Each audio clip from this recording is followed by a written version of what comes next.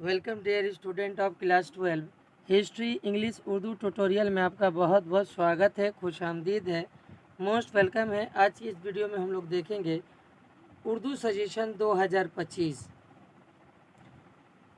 उर्दू से जो आज का जो टॉपिक है, परवेज़ शाहिदी की शायरी पर बहस कीजिए या परवेज़ शाहिदी का गज़ल गोई का तनकीदी जायज़ा लीजिए।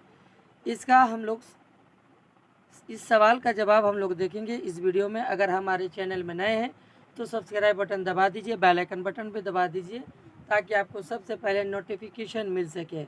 मैंने 2025 में higher secondary 2025 last minute suggestion Urdu कौन कौन सा सवाल पढ़ के जाना है वो वीडियो अपलोड कर चुका हूँ। अगर नहीं देखे हैं तो देख लीजिए, वो भी आपके लिए हेल्पफुल होगा। तो आज हम लोग इसका सवाल जवाब देखेंगे।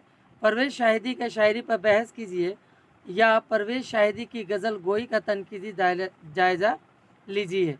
और आप लोगों से एक छोटी सी रिक्वेस्ट हो गया कि अपने दोस्तों में भी शेयर कर दीजिए, लाइक कर दीजिए और कमेंट भी कर दीजिए। तो इसका आंसर होगा 16 ज़ुबान में। आप इसे नोट्स बना लीजिए, 100% 2025 के एग्ज़ाम में देखने को मिलेगा। इसका जवाब होगा परवेज़ शाहिदी उर्दू के मसरूफ़ शायर हैं।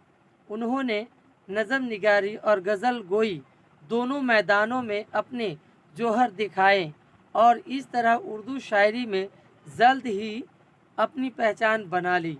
इनका असल नाम सैयद ज़ाकिर हुसैन और तखल्लुस परवेज़ शाहिदी था।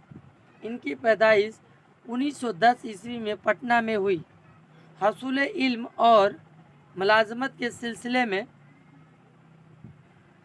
इनकी ज़िंदगी का ज़्यादातर वक्त कोलकाता में गुजरा। वह तरक्की पसंद तहरीक के हामी थे और इश्तराकियत के ज़बरदस्त अलमदार भी थे। इनका जहन इनकलाबी था। उन्होंने अपने मखसूस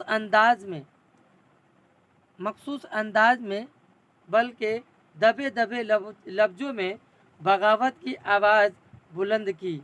साम्राज्यत और जुल्म के ख़िलाफ़ इनका लहजा आम फहम सही लेकिन असर अंगेज़ ज़रूर था। वह जदीदियत के हामी थे।